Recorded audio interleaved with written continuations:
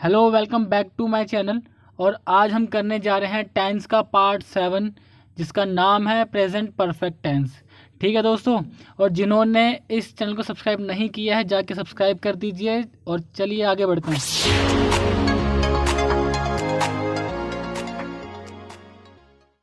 सबसे पहली चीज़ हम देखेंगे कि when to use present perfect, यानी कि प्रेजेंट परफेक्ट टेंस को यूज़ करना कब होता है, सही तरीका क्या है उसका यूज़ करने का। तो पहला एग्जांपल है N action that was completed in the very recent past, यानी कि कोई भी ऐसा काम जो अभी हाल ही में पूरा हुआ हो पास्ट में, लेकिन हम उसका जिक्र प्रेजेंट में कर रहे हैं।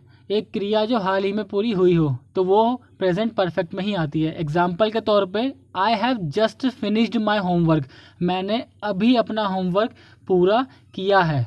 ठीक है दोस्तों, और इसका जो अगला यूज़ है वो है to describe an action that has not been finished yet.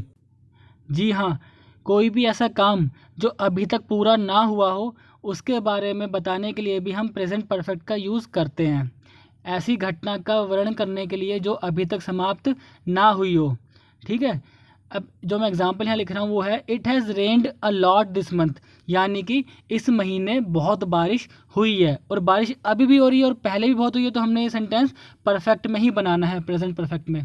और इसका जो तीसरा रूल है वो क्या है कि action is more important than time. सबसे इम्पॉर्टेंट बात जो आपने याद रखनी है इस रूल की वो ये है कि प्रेजेंट परफेक्ट के अंदर जो काम है वो टाइम से ज़्यादा इम्पॉर्टेंट होता है। इसके अंदर कब हुआ ये मैटर नहीं करता, लेकिन क्या हुआ ये चीज़ मैटर करती है। मम्मी पूछती है खाना खा लिया, आपको बोलते हो हाँ मम्मी खाना खा लिया है। ठीक है, जैसे एग्जाम्पल है she has lost her wedding ring, कि उसने अपनी शादी की अंगूठी खो दी है। तो कब खोई वो मैटर नहीं करता, लेकिन अंगूठी खो दी है वो चीज़ मैटर करती है। ठीक है दोस्तों, अगला जो मैं आपको बताने जा रहा हूँ वो है कुछ वर्ड्स, जैसे so far, lately, up to now, yet, recently, just, already.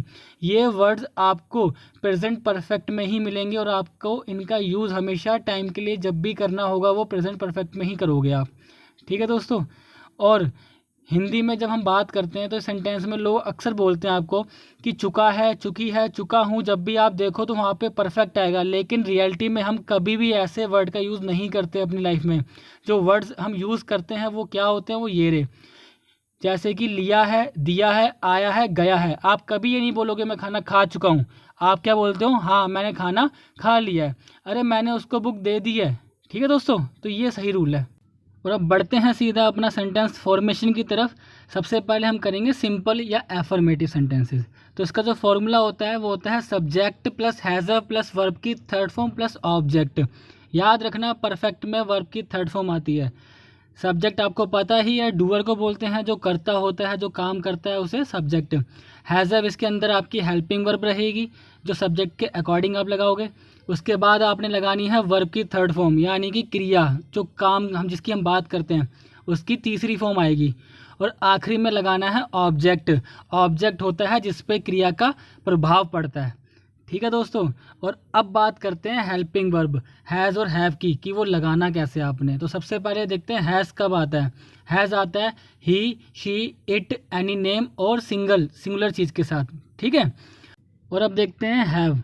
Have कब लगाना है, जब आपका सब्जेक्ट आई, वी, यू, दे और प्लूरल होगा। प्लूरल मतलब बहुवचन।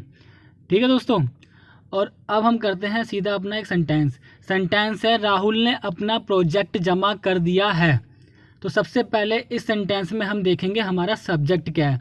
तो प्रोजेक्ट किसने जमा किया है, राहुल ने। तो राहुल करता है, तो राहुल हमारा हो गया सब्जेक्ट। ठीक है, तो यहाँ पे हम सब्जेक्ट के तौर पे क्या लिख देंगे, राहुल।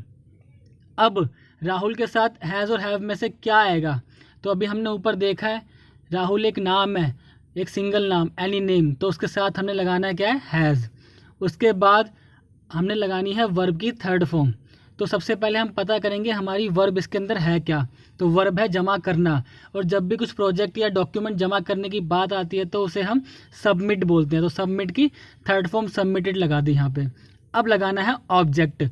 ऑब्जेक्ट है अपना प्रोजेक्ट, तो अपना प्रोजेक्ट के लिए हम यहाँ पे लगा देंगे हिज प्रोजेक्ट। तो सेंटेंस है Rahul has submitted his project, Rahul ने अपना प्रोजेक्ट जमा कर दिया है। तो ये थे आपके सिंपल या एफर्मेटिव सेंटेंसेस। अगला हम अपना करेंगे negative sentences in present perfect tense, और इसका जो फॉर्मूला होगा उसमें आपने हैज़ हैव के बाद नॉट लगा देना है। तो फॉर्मूला बन गया subject has have not verb की थर्ड फॉर्म प्लस में ऑब्जेक्ट, सिर्फ नॉट पुट करना है। तो अब हम सीधा करते हैं अपना सेंटेंस। तो सेंटेंस ये रहा आपके सामने, मैंने अभी तक कोई कार नहीं खरीदी है। तो सबसे पहले हम देखेंगे इस सेंटेंस में हमारा सब्जेक्ट क्या है। तो मैंने अभी तक कोई कार नहीं खरीदी है, तो मैंने नहीं खरीदी, तो सब्जेक्ट हमारा क्या हो गया, मैंने। और मैंने के लिए हम यहाँ पे लिख देंगे आई। उसके बाद लगानी है हेल्पिंग वर्ब हैज़ और हैव। तो अभी हमने पीछे ही सीखा है कि आई के साथ हैव आता है, तो हमने यहाँ पे पुट कर दिया। अब लगाना है हमने नॉट, क्यों, क्योंकि ये सेंटेंस है नेगेटिव। हिंदी में भी हमने लिखा है नहीं खरीदी है, तो इस नहीं के लिए हम यहाँ पे क्या लगा देंगे, नॉट। उसके बाद वर्ब की थर्ड फॉर्म, तो इस सेंटेंस में हमारी वर्ब है खरीदना। तो खरीदना को हम बोलते हैं परचेज्ड, ठीक है, आई हैव नॉट परचेज्ड। अब लगाना है ऑब्जेक्ट। ऑब्जेक्ट हमारा है कोई कार, ठीक है। तो जब भी सेंटेंस में नेगेटिव में कोई ऐसे वर्ड होंगे तो उसमें आपने एनी का यूज़ कर देना है। तो any car, I have not purchased any car. और जो अभी तक है ये टाइम में, इसको आपने आखिरी में लिखना है, और अभी तक के लिए हम यहाँ पे लिखेंगे येट। और येट के लिए एक बात याद रखना आपने कि प्रेजेंट परफेक्ट में येट जो है हमेशा नेगेटिव में ही यूज़ करेंगे आप, और येट आखिरी में पुट करना है आपने, ठीक है दोस्तों। अब चलते हैं अपने अगले सेंटेंसेस की तरफ, जिनका नाम है इंटेरोगेटिव। ये सेंटेंस हम हमेशा सवाल पूछने के लिए यूज़ करते हैं, और ये दो प्रकार के होते हैं, ठीक है। पहला सिंपल और दूसरा WH फैमिली वाले, ठीक है। तो अभी हम करेंगे सिंपल इंटेरोगेटिव।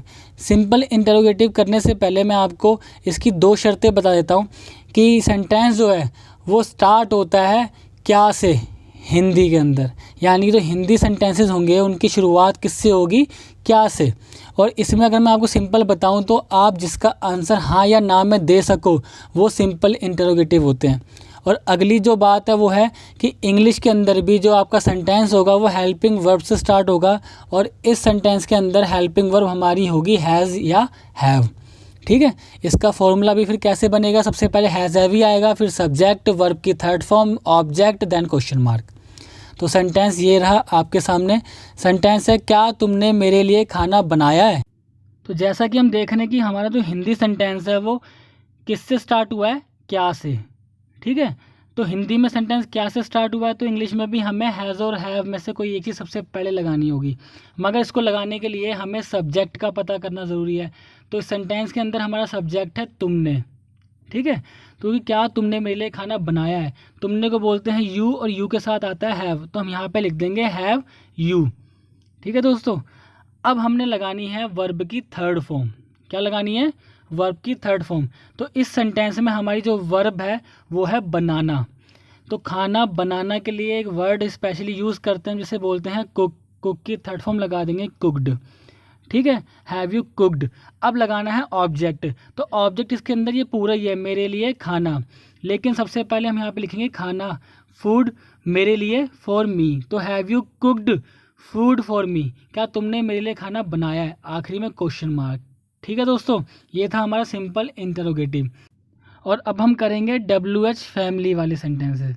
इसका जो फॉर्मूला होता है उसमें सबसे पहले आपने WH फैमिली लगानी है, प्लस में has have plus subject plus verb की third form plus object then question mark.